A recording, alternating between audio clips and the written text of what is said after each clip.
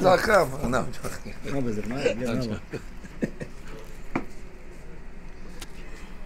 You have seats in the back.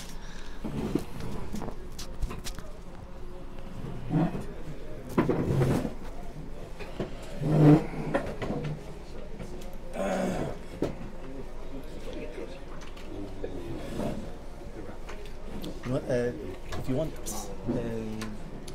take it out. Take it outside. The entire thing. Take the entire thing outside. And then somebody could sit there. What is it? This is back up. This is the Okay. back up.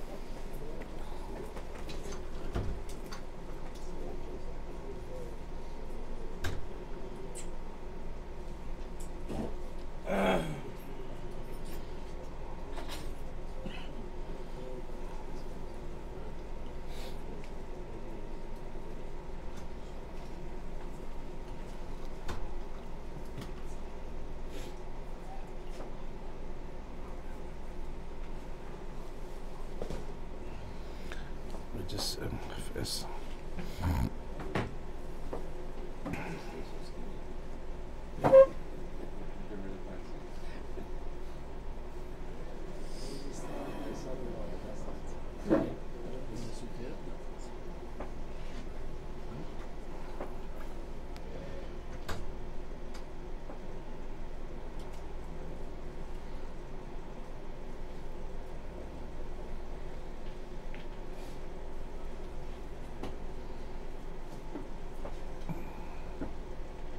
Recording in progress.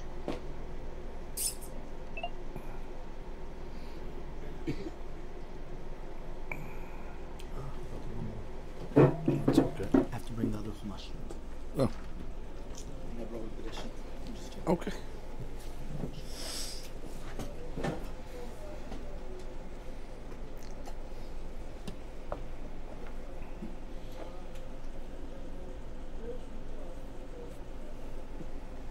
Rabbi, Boker Orem Mevorach. hey, let me connect this.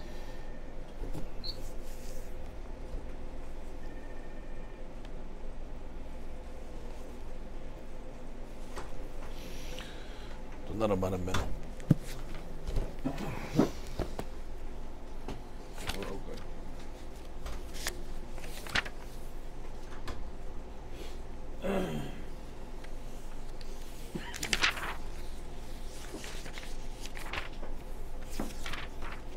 Okay, Rabbi, we're good. All right, Rabotai, Boker Or. Erev Shabbat Kodesh, the time is short. And we'll just say one quick idea on the parashat that we're about to read, Parashat Bo.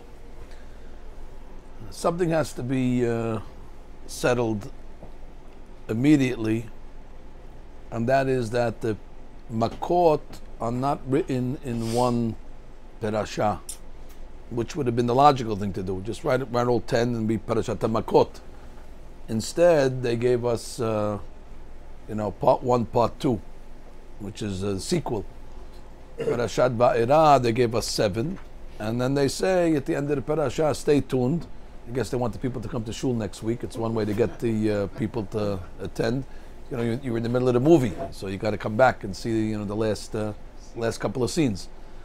So that's a good tactic. So they give us 7 of the makot in Parashat Ba'era, and they give us the last 3 in Parashat Bo. Now, this is a class that we usually try to explain the pshat of the Pesukim.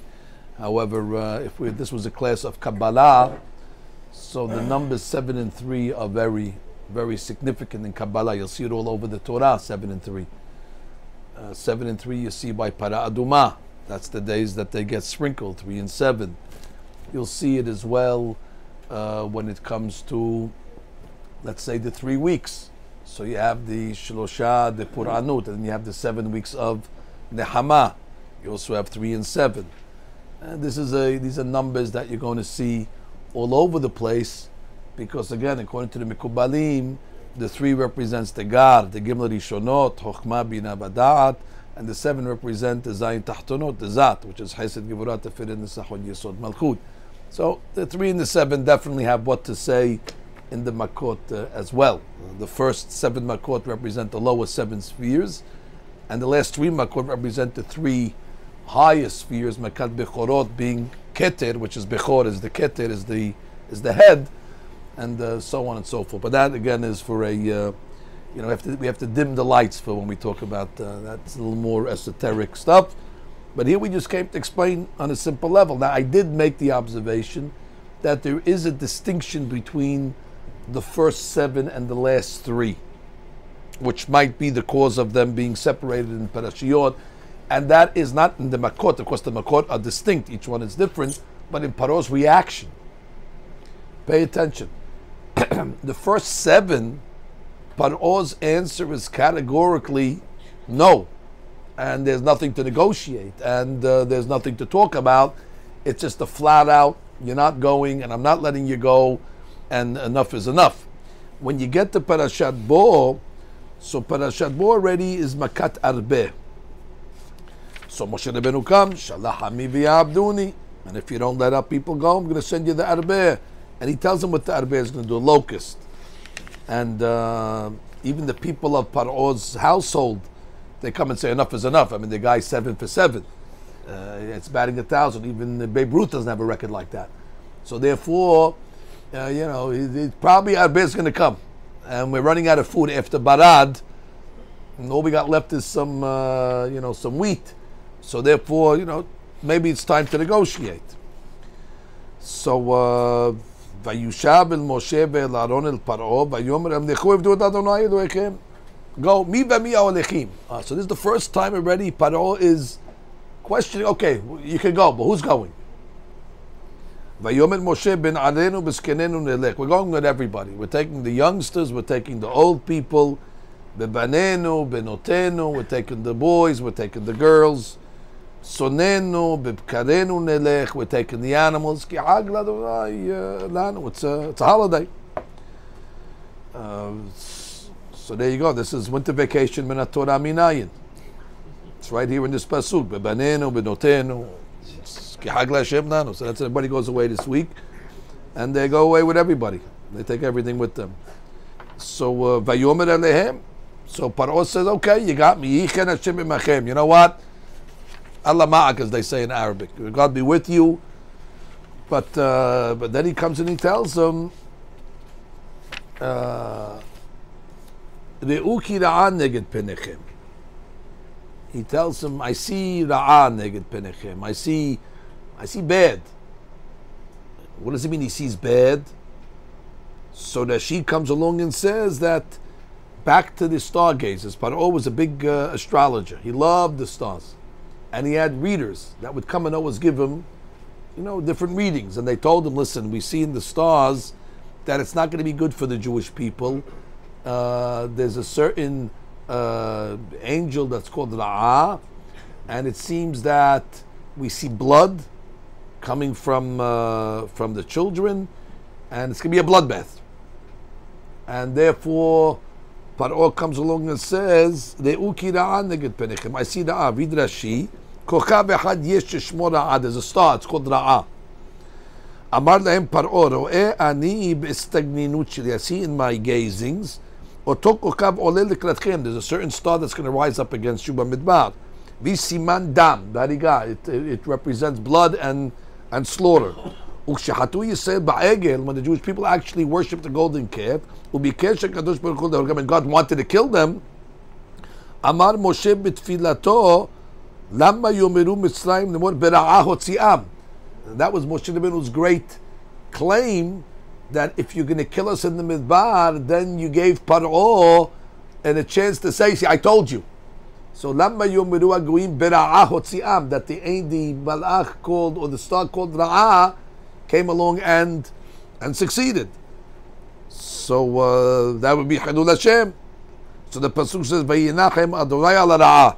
So God had consolation, or God had regret on the Ra'ah.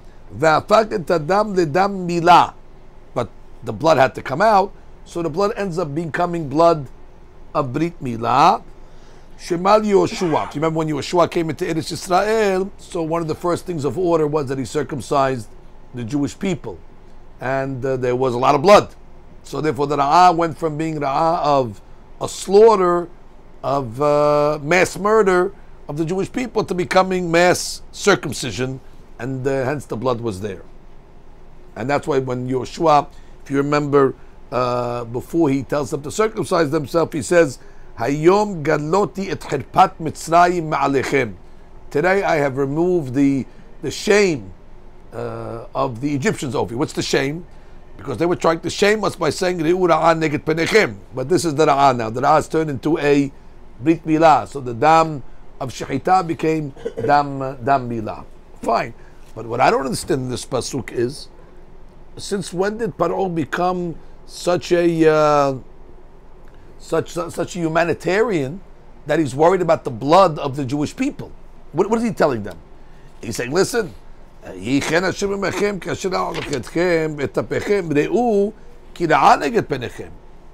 listen, I see bloodshed. I see bad. So Paro should say, and therefore, good luck. What Paro's worried about the fact that the Jews are going to go into the Midbar, and he's tipping us off. And we didn't see it, they saw it. So Paro is telling, listen, I see ra'ah, I see blood, so he should say, therefore, you have my blessings, good luck, and I wish you well, and we'll pick up the pieces. We'll come back and take all our jewelry back, because you're going to be dead in the Midbar. Instead, what does he say? Lochen dechunah gevarim.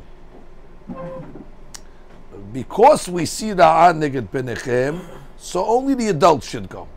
Ve'ebdu et Adonai, ki otah atem mebakshim. Because that's what you want anyway. Only let the adults go. Vaygaresh otam me'et Paro, me'et penei Paro, they kick him out.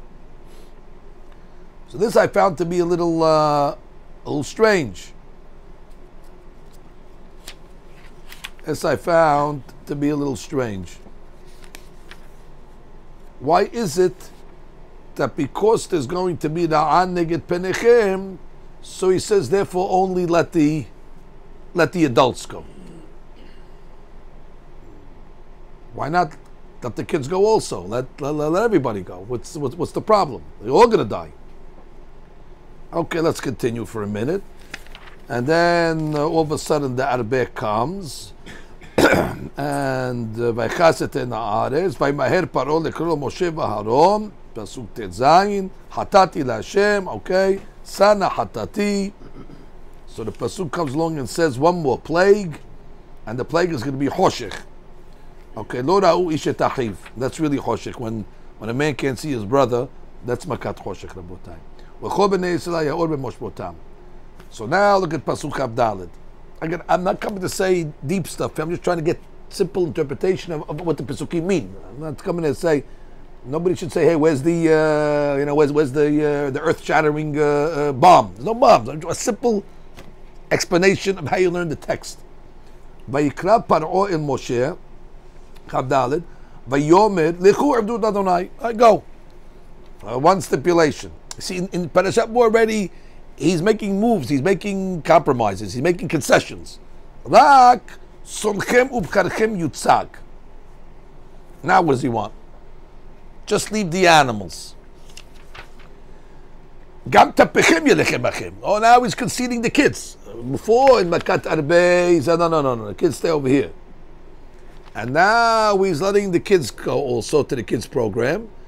And he's just saying the animals. Now, if I'm Moshe, I'm good at this point. I got everybody.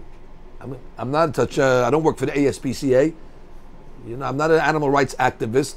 All right, who is the animals anyway? Good luck to your animals. Keep your animals. Kapara on the animals. That wasn't, when we talk about Yetziat Mitzrayim, nobody ever looks at it as a victory for, animal rights lovers. It says, Baruch Hashem, the animals finally were in captivity and they came free. God. Egyptian God. You're answering, you're asking, what are you doing? It's a question, it's an answer, what are you saying? No, I say, Just tell me it's a question or an answer, so I know what the hell in my brain, which button I should put. It's a question or an answer. It's a question or an answer. No, I say... You say, I don't know, say. It's a question or answer. אתה שואל או עונה? אתה שואל, אתה עונה. שואל. שואל, okay, fine. שואל, when he say, I'm releasing your all animal, now I believe that he believed there's a God. And this is what, they used to be their God. That sounds like an answer. This is not this year for questions. Okay, no, but I don't hear a question, I hear an answer. Okay, so anyway, so now, if I know.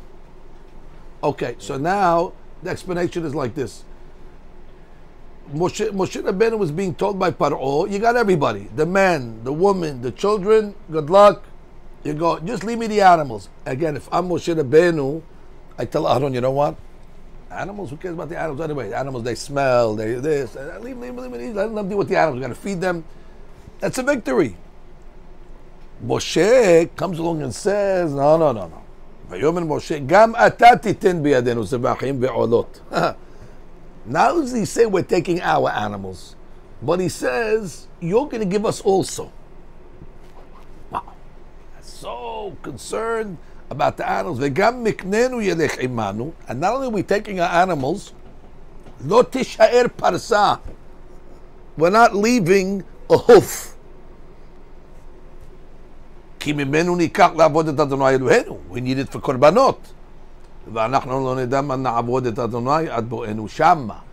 And we're really not sure exactly what we're going to have to bring and what he's going to ask us. So therefore we got to bring everything. So Moshe Rabbeinu is not up for negotiations on the animal, even though he got seemingly the main item. So just to explain the Pesukim al pi pshat. So let's go back. Let's go back and explain like this. You have to know that whenever the Egyptians get these visions from the stars, it's not what we would call aspaklaria me'ira. It's not HD. It's not high definition prophecy. These are vague stuff that usually come in very, very foggy reception, and they don't really have a clear understanding. They just get, vague interpretation. And we know that from the Gemara. We learned in Sotah on Yud Aleph. Over there it says that they saw in the stars that the Jewish leader is going to be born. And they saw that he's going to be brought down by water. So they said, that must mean that, we got to kill the Jewish leader in water. So called that Ben Yilod. Now they didn't see it clear, but they were making sense of a vague star reading. Now, truth is, they were wrong. I mean, although the Jewish leader was going to be born and he would be taken down by water, but that would be hitting the rock. So they really didn't get the, they don't always get it. They don't always get it right. They get it, more or less, but they don't always have a clarity in what they're seeing. You'll see many examples of whenever the stargazers come along, it's up for interpretation. So now the Mefarshim will explain like this. Paro, they get a vision. Let's say we see a lot of blood. We see a lot of blood, and we see a lot of blood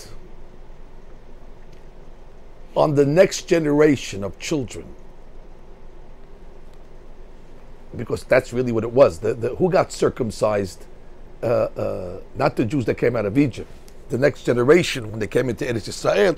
So he saw kids and blood. That's all he sees. Now he doesn't see Brit Milah. They don't see exactly where the blood's coming from. So Paro, he comes to the explanation that the Jewish people want to bring korbanot, and it seems the korbanot that they want to bring are human korbanot. Like it was very customary in the olden days that the Goyim would bring their children as sacrifices. So therefore, and he says, I see it. I see exactly what you want. I see there's children, I see there's blood. You're telling me from day one that you want to bring korbanot to your God. So what do you need? What do you need the animals for? And therefore, the pasuk comes along and says, "Yehi chen Hashem emechem kasher ashla etchem ve'etapechem." And the reason why I'll send tapechem is why, or the reason why he says, pasuk yud, "Vayomer alehem yehi chen Hashem emechem kasher ashalach etchem ve'etapechem re'u ki ra'an neged penechem." So he says, I see the an neged penechem. And therefore, what I see is that all you want to do is slaughter your children. And therefore, if that's the case, that you want to slaughter your children, therefore there's no need for animals. Why do you have to send the animals? Don't tell me you want to use animals for korbanot. It's the children that you can use for the korbanot. So therefore, meaning if do it Hashem, the way you're going to serve God by slaughtering your children, and that's why he lets the Gibanim go, because he didn't see the Gibanim going to get slaughtered. He thinks Paro that the way the Jewish people are going to serve is going to be through human sacrifice, and therefore he has no problem to let the children go because they're going to be the sacrifices. Now that's that. By God, Paro. That's how he leaves them. Now watch. So the pasuk comes along and says, if you go to the next plague, Makat Choshech, go back to where we were. Vayikra Paro el Moshe, and he says to them, Lechu abdu et Hashem rak sonchemu barkarchem yutzag. That's why he tells them, leave the animals. Gam tepechem yelech imahem. At this point, he lets the taf go, like we said, because that's all you want at the end of the day. You want to bring the taf as korbanot. Vayomer Moshe comes along and says, Gam atat titen biyadenu zevachim ve'olot. Not only are we're slaughtering our children, are you out of your mind? This is a korban issue. Gam atat titen biyadenu zevachim ve'olot. Ba'asir al Shem Eloheinu. Ve'gam miknenu yelech imanu. And all our mikneh will go with us as well. Lo tishaer parsa. We're not going to even leave a parsa, says the Midrash, even the non-kosher animals we're taking. Parsa is like the hoof of a horse, or the hoof of a camel, or a donkey. So the Orachim HaKadosh says, if your whole thing is to bring korbanot, why would you even come along and say, Lo t'sha'er parsa? That's not service. Says the Orachim HaKadosh, Ki mimenu nikah. Nikah means we don't know how much we have to bring to God. We don't know how much korbanot He's going to ask us to bring. And therefore, we have to bring all the animals in order to sell them. Nikah milashon kiha. Kiha is transaction. Ki mimenu nikah la'avod et Hashem. We need to sell the non-kosher animals, possibly to buy kosher animals in order to bring it to God. And then he comes along and says, "Va'anaknu lo nedam na'avod et Hashem ad bo'enu shama," and we don't know how much He's going to ask us to sacrifice until we get there. Orachim HaKadosh explains. But all could have told Moshe, "Hey, you're a prophet. Ask God how much you need, and just take exactly what you need."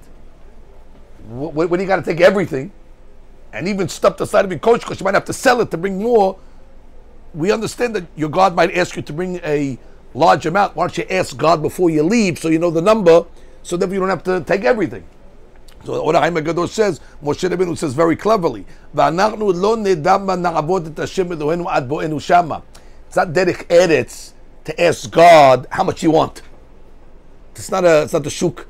So before we leave, I should ask God, okay, listen, we're leaving now. Just tell us the number of korbanot, as if it's a burden on us. And we need to know the number because we can't take more than, we're going to take everything.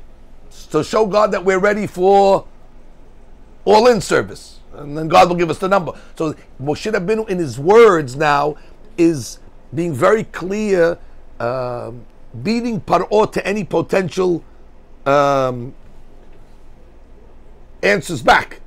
So therefore, if Paro's going to answer back, what do you need the non-kosher animals for?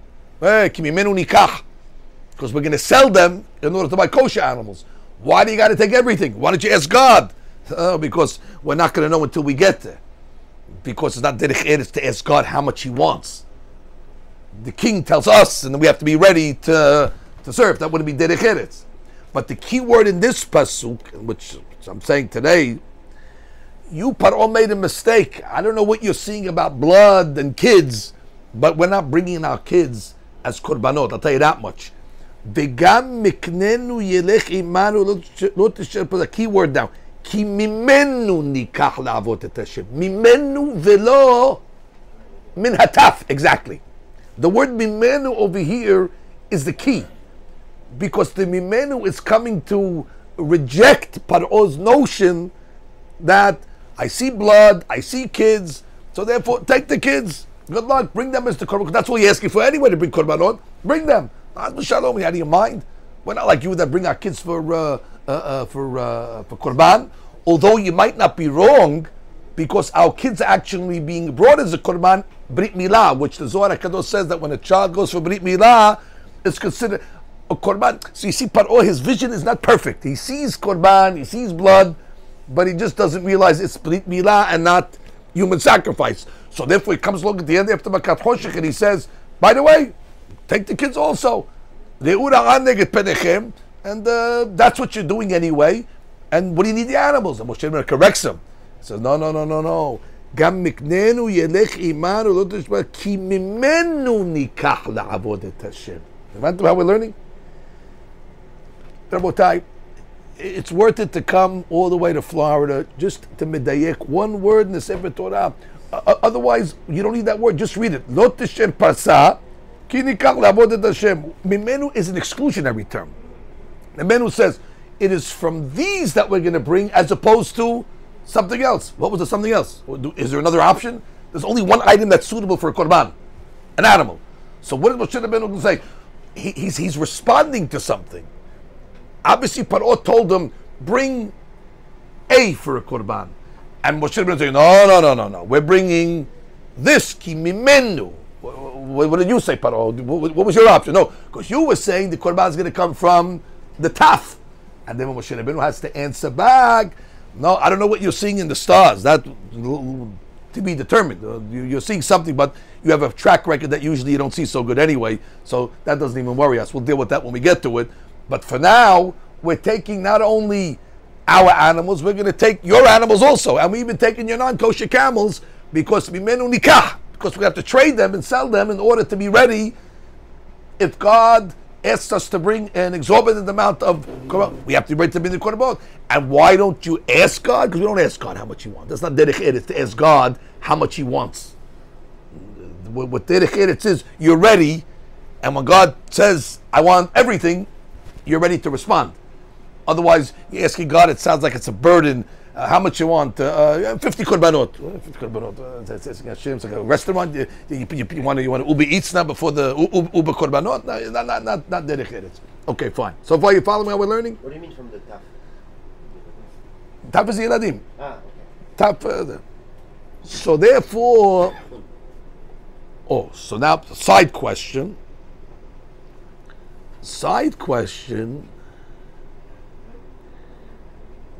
Why would Moshe Rabbeinu even think for a minute that they have to bring an unlimited amount of korbanot? I mean, he's giving, we don't know how much he's going to ask. Therefore, we got to bring everything. When did we ever see a korban that's like all in? What's a korban? All that tamid. 1 in the morning, 1 in the afternoon, 7 on Shabbat. I mean, it's not 7 million korbanot. When do we have a service of so many korbanot? So there's a Midrash Rabbah in this week's Parashat, Perek Yudchet, if you look at it. And Moshe Rabbeinu says, listen, we haven't brought korbanot for 210 years. And who knows? We don't know if God's going to tell us to bring Tashlumim. We don't know. 210 years you had us locked over here. And we're a nation of korbanot. Abraham brought korbanot, Yitzhak brought korbanot, Yaakov, they always bring korbanot. We haven't brought one korban in 210 years. So we're not sure that Borei Olam is keeping tabs. And he might come along and tell us, listen, here's the Chazbon, you got to bring 210 years of korban, olad, shlamims, and musafim. Based on this, I saw from a sefer called Emre Emet something beautiful. You have a sidur? Yeah. There's a tradition that's brought down by the tzaddikim that when Mashiach comes and we build the Bet HaMikdash, which is going to happen at any minute. I mean, if it didn't happen yet, I didn't get to. Did they say anything yet? No text messages yet. No, but it's going to happen. It's going to happen exactly like this. You're going to be middle of the shiur, and all of a sudden you can hear a siren go off, and the rabbi's going to walk out and say, "Listen, I just got word from the mayor of the village. The Mashiach's here. So everybody just make your way to the airport, take whatever you want."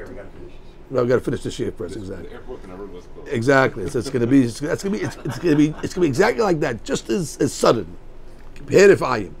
So when Mashiach comes, we're going to have to bring all the korbanot that we didn't bring over the 2,000 years of Galut. So it's going to be a busy day in the Beit HaMikdash that first couple of days. You're going to bring a lot of old business going to take care of. And how do they learn it? So they learn it. He learns it based on this midrash, because you see that Moshe Rabbeinu said we got to bring 210 years worth of korbanot. So if you have to bring 210 years of korbanot, you got to bring 2,000 years. And they bring it a ayah from the Sidur, which is the best place to bring it a ayah for all this stuff. Look in the Sidur in two places. First, look at Musaf. In Musaf, what do we say? We say like this. Yeah. ירצום לפניך אדוני אלוהינו ולאבותינו שתעלנו בשמחה לארצנו, and bring us to Israel. שתעינו בגבולנו, and plant us in our borders. ושם נעשה לפניך את קורבנות רבותינו, so we can bring the קורבנות. תמידים כסדרן, וסביר כאדם, את מוסף יום השבת הזה. את מוסף יום השבת הזה? Says the Imam exactly, that bring us to the Beit HaMikdash so we can bring את מוסף יום השבת הזה. We got to bring the Qurban of this Shabbat because we owe it. We're missing it. So then when you see Timidin Kisadan Musafik Kadam, what does it say? Continue. It Musaf Yom Shabbat says Naaseh v'nakrib lefanecha. So therefore, this Shabbat, don't think that it's passing without Qurbanot. Yeah, we're not going to bring Qurbanot today, but there's a come a time when Mashiach's going to come. And we're going to be in the Beit HaMikdash together, and they're going to make an announcement. Abotai, now we're going to bring the Shabbat, Parashat Bo, Tafshin Pedalet, Korban Musaf. And I'm going to tell you, I told you so. I told you, see that, remember? And you can say, yes, we were in the rabbi's office over here, in Surfside, in the upstairs from the liquor store, that deal. And the rabbi said that the Korbanot are going to be brought. Furthermore, if you look in the Musaf of Rosh Chodesh, they have similar language.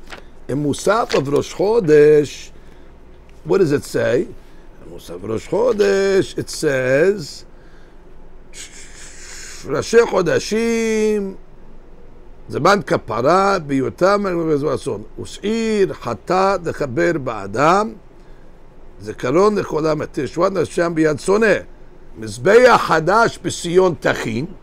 We're going to build what? Mizbeah Hadash in Zion. Ve'olat Rosh Chodesh, Na'aleh Alav. And the Olav Rosh Chodesh, we're going to bring. And he learns it. Which Seed of Rosh Chodesh?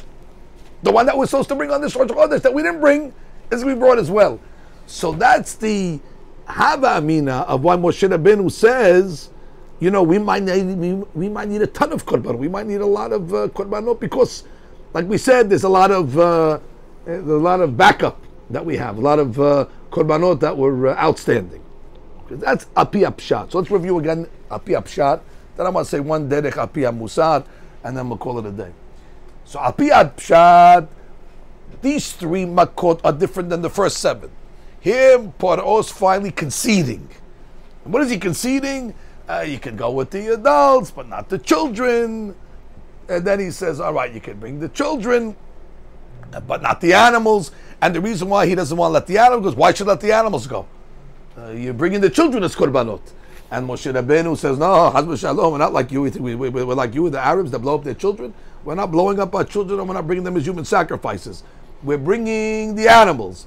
And we're bringing all the animals. As a matter of fact, even you're going to give us animals because we don't know how much we have to sell from the non-kosher in order to replace them with kosher animals. And we're not asking God now how much He wants. We're going to wait until we get there. He'll tell us exactly the price. This is one mahalach, ayin in Sefer Be'er Yosef, for elaboration of this mahalach, Rabbi Yosef Salant. Now I want to say a different explanation, which which I think is a very, very important musar. Harambam,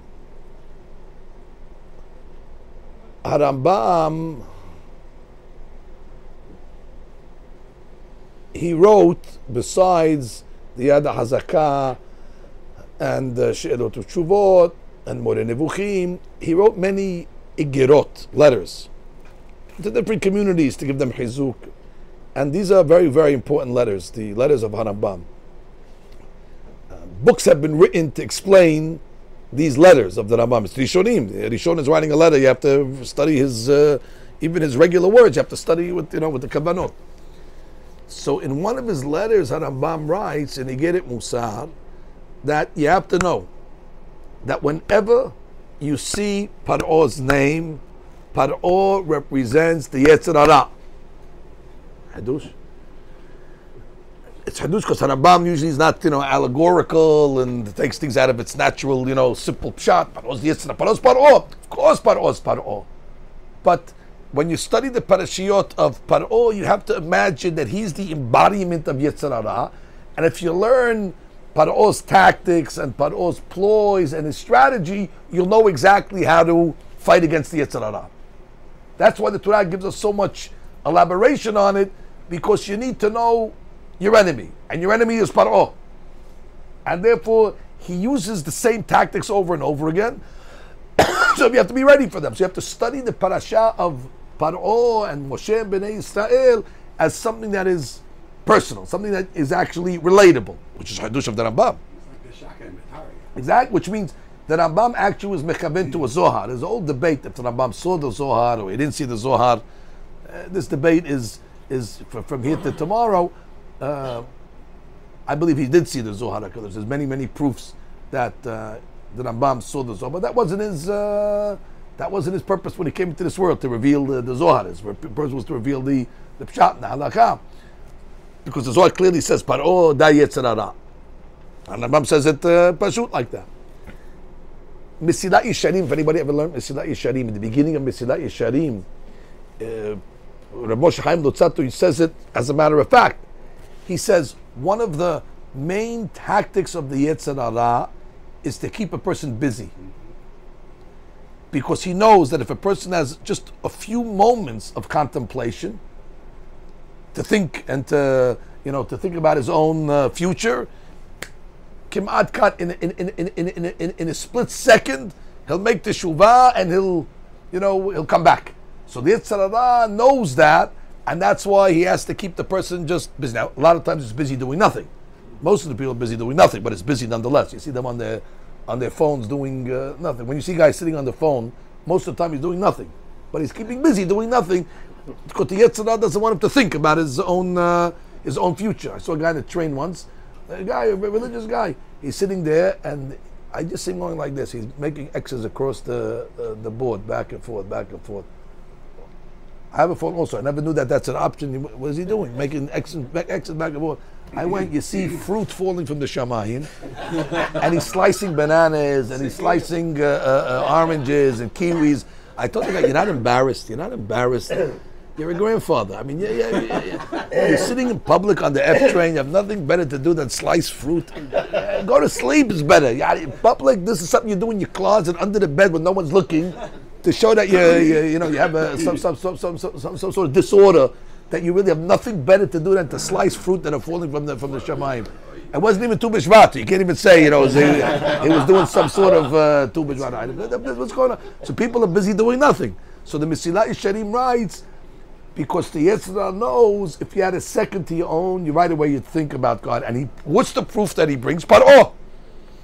He says Paro, when the Jewish people early on came along and said, we want to go 3 days, we want to make a seminar in the Midbar to serve God. So what does Paro say? Nirpim atem nirpim. You have too much time in your hands. And that's why you're coming along and saying you want to go serve God. He says, Tichbad alehem ha'avodah v'al yish'u b'divrei shakir. Give them more work so they won't have time to contemplate this falsehood. That's exactly what Paro said. And the Rambam says, Paro's the Yetzer Hara. So you see, it's exactly the same tactics that Paro would use, or tactics of the Yetzer Hara. Give them more work so they can't contemplate. And that's the same thing as the evil inclination. So if that's the case, we have to know one of the tactics of the Yetzer Hara. And that is what the Gemara says. Kachi darka shel Yetzer Hara. Hayom omer lo aseh kach, umachar omer lo aseh kach, ad sheomer lo avod avodah zarah. The Yetzer Hara is a master negotiator. He knows that he can't tell the person on the first day, be Mahalil Shabbat, eat tarif. Hey, you can't tell the guy, do me a favor, I'm not going to listen. So he knows that he has to just get his foot in the door. If he has his foot in the door and he can get you, just talk to him, just to negotiate a little, eventually, over time, he can wear you down and eventually get you to do something that you never thought you were capable of doing. But it's a slow process. You don't even see it. It's so subtle, the Yetzer Hara. But his end game is Avodah Zarah. And that's why when it comes to Yetzer Hara, there's absolutely no negotiating. You cannot have any conversation with him. Just like we don't negotiate with terrorists. Once you negotiate with a terrorist, what ends up happening? They take Gush Katif, and then they take the West Bank, and then they start, because you negotiated with them. Because they sat down, they said, no, just give us the Gush Katif area, and then we're going to go to sleep, we're not going to bother you. We'll be happy. You have your land, we have our land. The first day they came in, they started bombing. I said, what do we do over here? We negotiate with a terrorist. Why'd you negotiate with them for? They don't have your interest. They make it in the beginning of the negotiation if they have your interest, but they don't have your interest. And what ends up happening? Now they want more. The same thing with the Yetzer Hara. So therefore, one has to be very careful not to give the Yetzer Hara an inch. You can't give him an opening. La petah hatat rovetz. The hatat stands where? At the petah. All you got to give is a little petah, and already he's able to capitalize and come in. And before you know it, now you have to deal with him. That's the way. The Hafetzim gave the famous mashal when he saw when he was young. He saw the dog come, and the dog comes in front of the fruit store and tips over the apple cart, and you see hundreds of apples rolling down the street, and you see the fruit guy picking up all the apples, and you see the dog run away with one apple. One apple in his mouth. So the Hafez said, all the dog wanted was one apple. So he knocked over the whole cart, and the guy thinks, oh, I got them all back.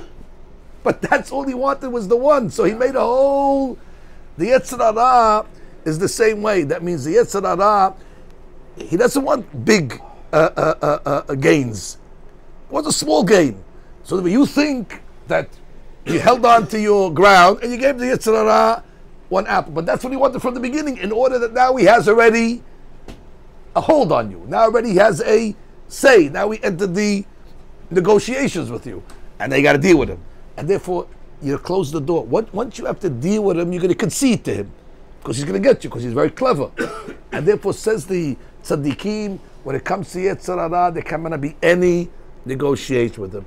And we know what goes on today. Yetzer tells you, okay, get this computer, and you get a filter. And I have to tell you exactly what how the Yetzer Hara figures it out. Before you know it, the Yetzer Hara, I'll give you a mashal that doesn't apply today, so you don't feel bad on your vacation.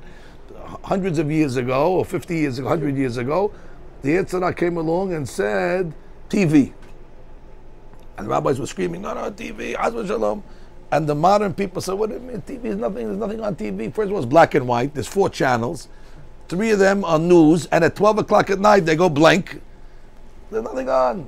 Channel 13, you're on it with Mr. Rogers. What are you watching? There wasn't any, they didn't find anything controversial. And the Hachamim said, no, you don't understand what the Yetzer Hara. He knows that.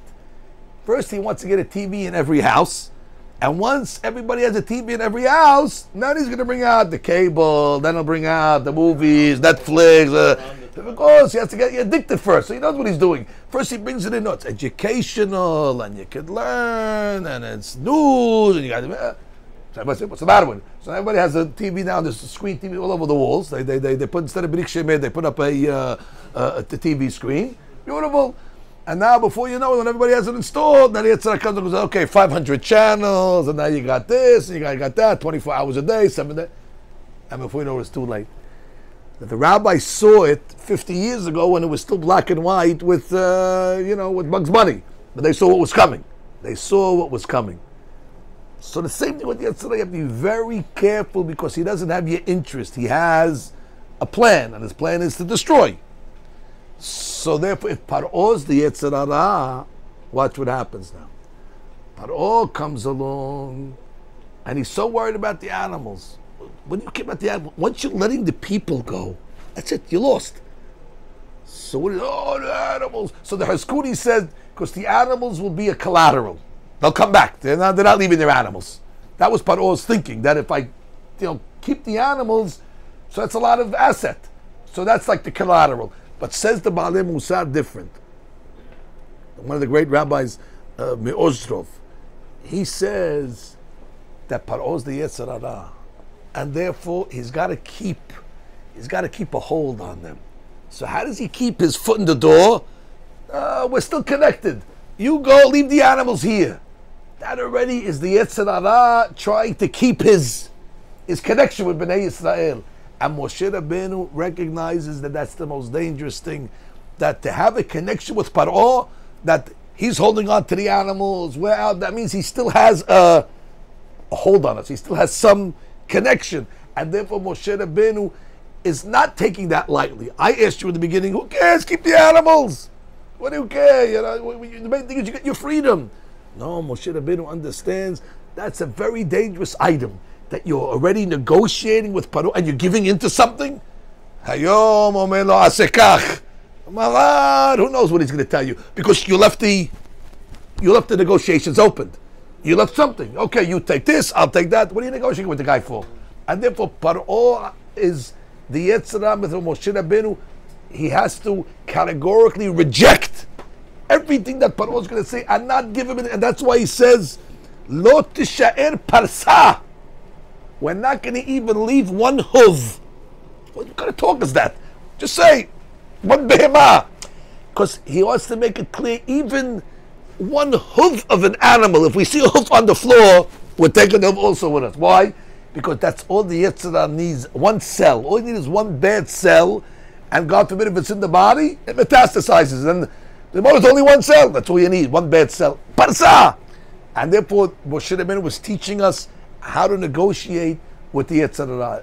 The negotiation is no negotiation. And you don't even give him a parsa. Ki mimenu nikach la'avod et Hashem. Because we're going to take everything. La'avod et Hashem Eloheinu. When you take everything, that's avodat Hashem. V'anachnu lo neda man na'avod et Hashem ad bo'enu shama. Finally, I'll conclude what the Hatam Sofer said. Hatam Sofer said that when a person does the right thing and he serves God in the proper way, so even the Yetzirah at the end has to make peace with the guy. The Yetzirah tries in the beginning to fight. It's like on Friday night it says when the person comes home to a beautiful Shabbat with Nerot and the table set, 2 angels come. One Malach Tov, one Malach Ra. And the angel of Tov says, just like he has Shabbat this week, God willing, he'll have the same thing next week. And the Malach Ra has to answer Amen. Bal Korho. So there comes a point where even the Malach Ra, you're subjugating. But the only way you're subjugating him is by not dealing with him. And then already he becomes under you. So Hatam Sofer said, if you remember, when Eliyahu Navi was on top of Mount Carmel. You don't have Malbim here, do you, Rabbi? I would have to check. Maybe not Malbim. On the Parashiot, on this pasuk, there's a famous, no Malbim in the back here, is it? No. The famous, I'm remembering it, it's not Hatam Sofer, it's a Malbim. If you find the Malbim on this pasuk over here, Perik Yud Pasuk Chav He. Remember Eliyahu Navi? Remember he was bringing the Korbanot on Hara Carmel? On Hara Carmel there was Nevi HaBaal, and there was him, Eliyahu Navi, the good people, the religious people. And they said, listen, we're going to settle this once and for all. If you believe that your God is the God, you bring a korban, we'll bring a korban. Whoever's able to bring the fire from heaven without using fire, so then already that'll be the proof who has the real God. Good.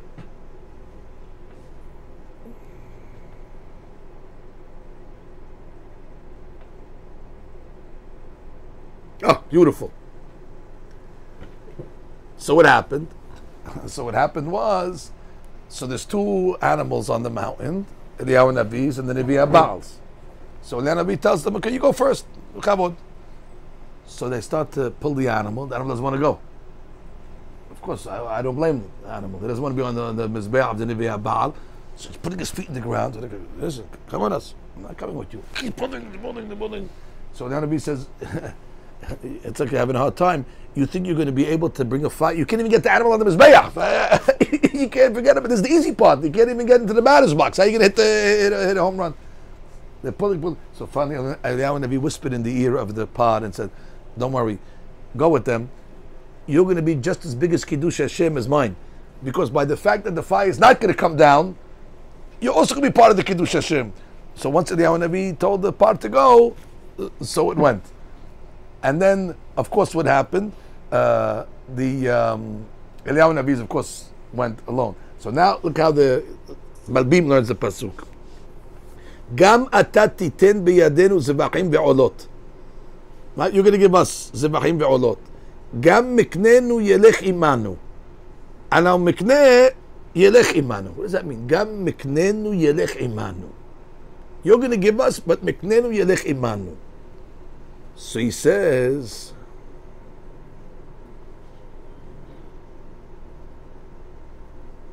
ולכן גם מקננו ילך עמנו, שממנו ניקח לעבוד את השם על שמך ולכבודך, ולא תאמר שדי במקצת הצאן והבקר, כי אנחנו לא נדע כמה יצווה. ועל דרך המוסר אמר שמקננו ילך מעצמו.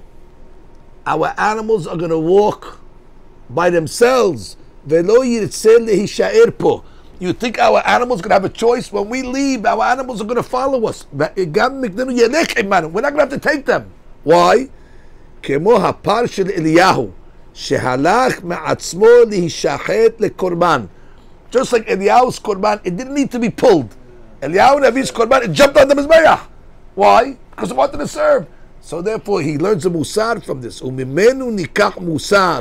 לעבוד את השם ולמסור נפשותנו על כבוד שמו על דרך מלפנו מבמות הארץ. You can learn from the animals. Just like the animals run to serve HaKadosh Baruch Hu, so too you should learn. So therefore, the two musarim we learn from this parasha, musar number one, Paro's the Yetzer. So Paro was coming to negotiate and say, what? Just leave us.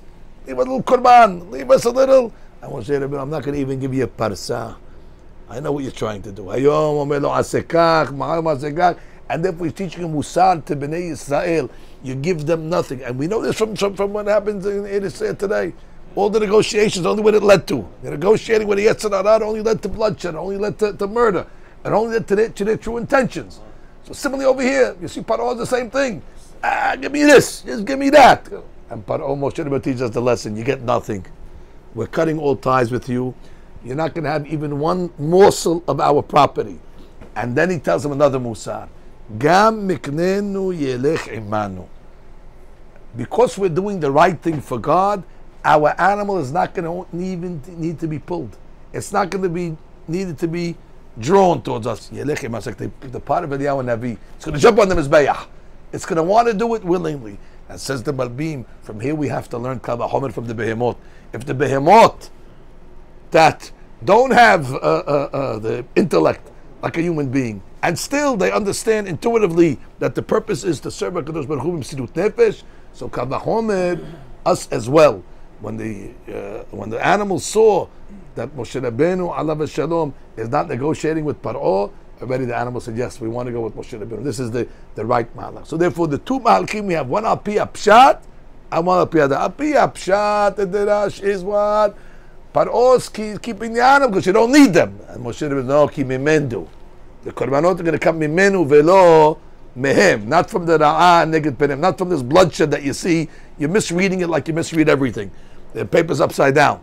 And the second explanation is, leave us the animals. But already he's using a very, very dangerous tactic. Give us something.